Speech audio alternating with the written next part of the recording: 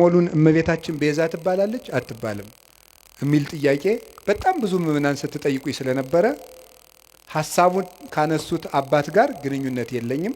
ብዙ ጊዜ ሰዎች ለሚያነሱት ሐሳብ እኔ መልስ የማልሰጥበት ምክንያት ሰዎቹ እንዲድኑ ስለምፈልግ ነው። በሌላ ትምህርት አስተምሮ ሰዎቹ ከዚያ እንዲጠገኑ ማድረግ የተሻለ ነው እልክ ከማስያዝ ብዬ ስለማስብ ነው። ግን አንድ ነገር ልንገራችሁ። እኔ አሁን እመቤታችን ቤዛ ትባላለች አትባልም የሚለውን መልስ ከመመለሴ በፊት እንዲህ ያለ ጥያቄ ሲመጣባችሁ ምንድነው ማድረግ ያለባችሁ? ቅድም የነገርኳችሁ ምንድነው ማድረግ ያለባችሁ? ስለዚህ ጉዳይ የትናንትና አባቶቻችን ምን ብለዋል? ምን ብለዋል? ቅዱስ ያሬድ ምንድነው ያለው? አባ ጊዮርጊስ ምንድነው ያለው? ቅዱስ ጎርጎርዮስ ዘንዚናዙ ምንድነው ያለው? ህሊናዋን በመጠበቋ ስጋዋን ጠብቃ ንጹህ ሆና በመኖሯ ፍጹም እምነትን በመያዟ she became the advocate of Eve ነው የሚለው። ከእንግሊዘኛው ቀጥታ ስለወሰድኩት የሔዋን ጠበቃዋ ቤዛዋ ሆነቻት ነው የሚለው ቅዱስ ጎርጎርዮስ ዘንዚናዙ። ታዲያ ምንድነው ማድረግ የፈለጋችሁ ይባል? ሄዳችሁ ትናንትን ማየት ነው። ይባላል አይባልም? ሐሳብ ሲገጥማችሁ ምን ተብሏል? እስኪ መምህር አባቶች ምን ብለዋል በዚህ ጉዳይ ላይ? ኑረውበታል እኮ። ግን እንደው ይሄ ልነግራችሁ ፈልጌ ነው። እኔ አንድ ገጠመኝ ልንገራችሁ። ሰሞኑን ኢየሩሳሌም ነበርኩኝ እና እመቤታችን ቤዛ ትባላለች አትባልም የሚለው እዚህ በጣም ብዙ እየተምታታ ስለሆነ ብዙ ሰው ስለዚህ ጉዳይ መልስ ስጠን ምናምን እያለ ቴክስትም ያደርግልኛል። ዝም ብዬ ቁጭ ብዬ ስል ጋይድ የሚያደርገን ሰው ጀሚር ይባላል እና ጀሚር ሲሄድ ልጁን ተካልን። ልጁ ፋዲ ይባላል። አው ሰበሰብኩት አይደል? ፋዲ ይባላል። እና እኔ መተዋወቅ ሰውን ስሙን መጠየቅ ደስ ይለኛል። ማን ነው ስምህ ስለው ፋዲ አለኝ። አረብኛ ነው። ፋዲ ማለት ምን ማለት ነው ስለው ቤዛ ማለት ነው አለኝ። እኔ በጣም ነው የገረመኝ። እና ፋዲ እንኳን ቤዛ ተብሏል። እኔ እውነቴን እኮ ነው የምነግራችሁ ማለት ነው። እንደው ፋዲ በአቅሙ ቤዛ እየተባለ እንዴ እመቤታችንም እንዴ!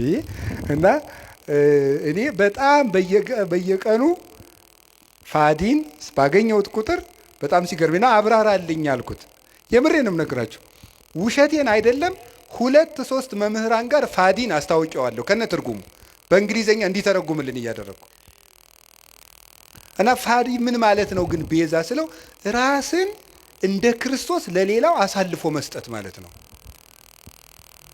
ቤዛ ማለት እንደዚህ ያለ ማን ነው? ፋዲ በሉ እንጂ እንደዚህ ብሎ ራሱ የነገረኝ ማን እንደሆነ ታውቃላችሁ? ፋዲ ነው። እና በጣም ገርሞኝ እግዚአብሔር እንዴት ነው የሚያስተምረው? በጣም ነው የገረመኝ። ስለዚህ ጉዳይ ዝም ማለት ነበር የፈለኩኝ። አንደኛ ማንም ሰው ትልቅ ሰው የሚሆን ትንሽ ሰው ይስታል፣ ወደ መንገዱ እንዲመጥገማረው እንጂ እልክ ይዞት እንዲጠፋ እኔ አልፈልግም። እግዚአብሔር በሚያውቀው ዝም ማለት ፈልጌ ሳለ ፋዲ እንደዚህ ያለኝ። እናም ከዛ እኔ ለዚህ የስሙ ትርጓሜ ዮሐንስ ወንጌልን ነገርኩት። አልቦ ፍቅር ዘይአቢ እምዝ ፍቅር ከመብሲ ዘይሜጡ ቤዛ ነፍሰ ቢጹ ራሱን ለባልንጀራው አሳልፎ ከሚሰጥ በቀር ከዚህ የሚበልጥ ፍቅር የለም አለ። ራሱን ለባልንጀራው አሳልፎ የሚሰጥ ከዚህ የሚበልጥ ፍቅር የለም። ይህንን በእንግሊዘኛ ስልኬ ላይ መጽሐፍ ቅዱስ አውጥቼ አስነበብኩት። ፋዲም ፎቶ አንስቶ አረብኛ መጽሐፍ ቅዱስ ላይ አነበዋለሁ ብሎ ሄደ እላቸዋለሁ። እና በጣም ብዙ ሊቃውንት ትምህርት ሲሰጡበት ስለከረሙ እመቤታችን ቤዛችን ናት። ቤዛችንም የሆነችው ምን በማድረግ እንደሆነ 1-3 ሐሳብ ብቻ ልንገራችሁ። በጣም የሚያስደንቁ ጉዳዮች። ቤዛ ማለት ምን ማለት ነው? ምትክ፣ ለውጥ፣ መጽሐፌን አንብቡት ማስታወቂያ እየሰራው ሊሆንብኝ ብሎ ነው እንጂ እኔ አሐቲ ድንግል የምትባለው መጽሐፌ ላይ አንድ ምዕራፍ 6 ላይ ቤዛዊት ዓለም ብዬ ጽፌያለሁ። ማንበብ የእናንተ ድርሻ ነው አይደለም? ጉዳዩ ከመነሳቱ በፊት ይሄ ጉዳይ እኔ ወደዚህ ጉዳይ አልመጣሁም። ቀድሜ ግን ሐሳቡን ጽፌያለሁ በዚህ ጉዳይ ላይ እና ቤዛ ምትክ፣ ለውጥ፣ ጥብቅና፣ ጠበቃ መሆን፣ መዋጀት፣ አዳኝነት፣ መታደግ እንደ ማለት ነው። ለጌዛ ቤዛ ሲባል የራሱ ትርጉም አለው። ብዙ ሊቃውንት ብዙ ስላሉበት እዚህ ጉዳይ ብዙ ማለት አልፈልግም። እመቤታችን ቤዛ ስንላት ከጌታ ጋር አስተካክለን ሳይሆን ለውጥ ማለት ነው። ምንድነው ለውጥ? ከመጀመሪያይቱ ሴት የጎደሉ ነገሮች ነበሩ። ያንን በዚያችኛይቱ ሴት ምትክ ይዛ በመገኘት ነው ቤዛ የሆነችው።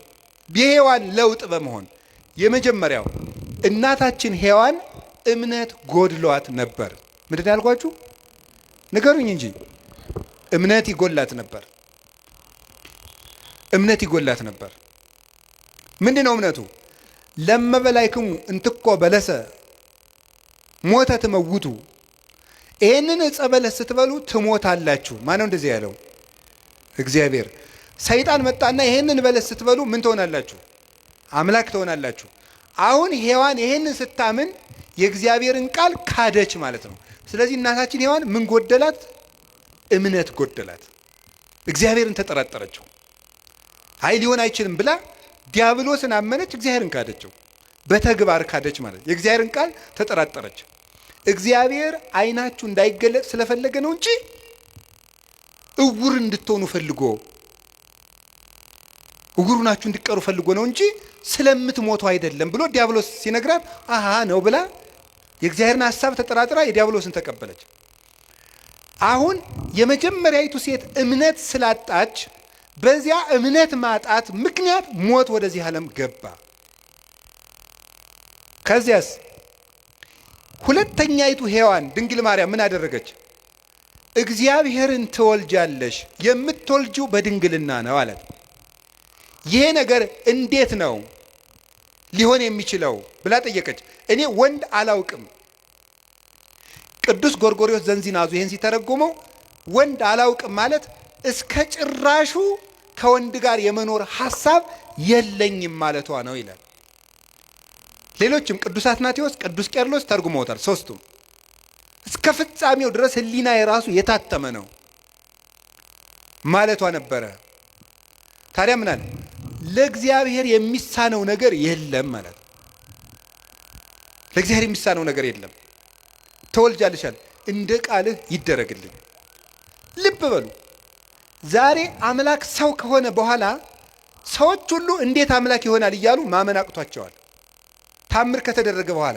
ድንግል ማርያም ግን ሆኖ የማያውቅን ምስጢር ለመጀመሪያ ጊዜ ያመነችው የመጀመሪያይቱ ምእመን ናት። የመጀመሪያይቱ አማኝ ሆኖ የማያውቅን ምስጢር። እስራኤል ባህር ቢሸገሩ አይደንቅም። ይሄ ኖህ በውሃ ላይ ሲንሳፈፍ ስለተነገረ እናውቀው የለ። ደመና ከሰማይ ህብስት ቢያወርድ አይደንቀንም። ይሄ እግዚአብሔር መጋቢ ነው፣ ባዶዋን መሬት እንድታበቅል አድርጓታልና። ፈርዖን ቢሰጥም እሱም አይደንቀንም።